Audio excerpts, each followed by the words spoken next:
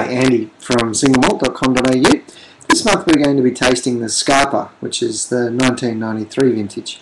Now this distillery was shut down in 1994 and was completely mothballed, but it's recently, well, relatively recently, 2004, sorry, it's been refurbished and rebuilt from the bottom up and is producing whiskey once more.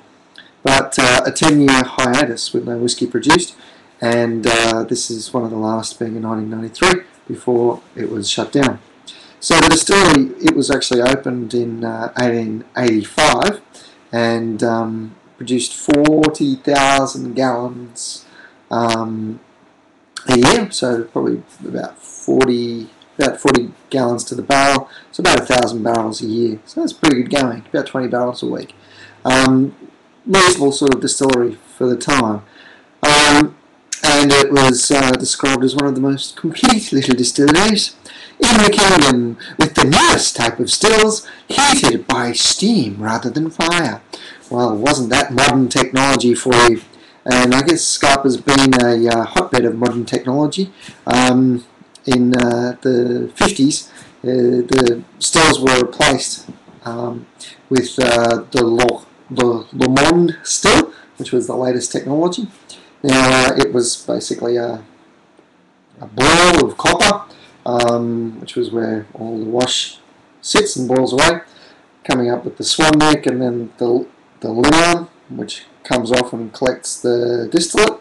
Now in the Le Monde still, the linarm actually has a series of baffles that you can move around and change so that you can get the purest cut of whiskey. And that's a little bit unusual. Most of the stills don't have that option to kind of modify it within the linarm, other than changing the full angle of the linarm. So it's been a bit of a front runner in the technology stakes over the years, and when it's worked well, has been one of the key constituents of the Ballantine's whiskey.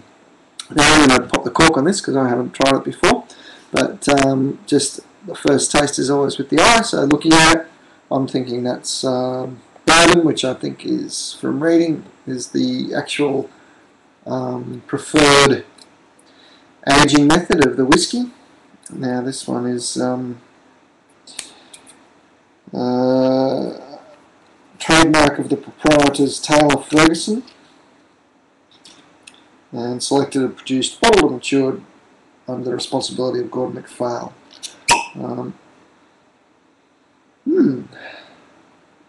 Okay, it's got a sort of a salty kind of a nose. So looking at it, it's that really light golden colour. You can see against my white shirt there that it doesn't have any of that brownness that would indicate sherry finishing, and yeah, certainly none of that on the nose either. Yeah, lovely. Yeah, it's not honeyed like some of the Spaysides we've been tasting recently. It's more of a saltiness.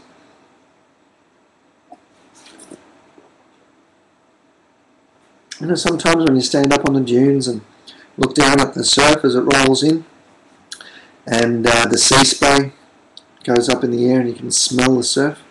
A little bit of that in the smell and the taste of the whiskey. Yeah, it's got really nice length actually. The flavour is still there. It's a very smooth whiskey as well. 93, so what's that? About 16, 17 years in oak. So yeah, I guess that accounts for its smoothness. A little bit of spice, maybe some cinnamon coming through, and yeah, some really lovely characters there. A little bit of spice, a little bit of piney resin, which is quite pleasant too, and some really good length and flavour. Very easy whiskey to drink actually. Dangerously so. But a great example of an island whiskey with that saltiness. Yeah, very typical. Well, I hope you enjoy the Scapa, And if you want to get it, just jump online at www.singlemalt.com.au, and you can follow the links and grab a bottle, and we've got it up there on the site for sale. So jump on, grab a bottle, and enjoy it with me. Cheers.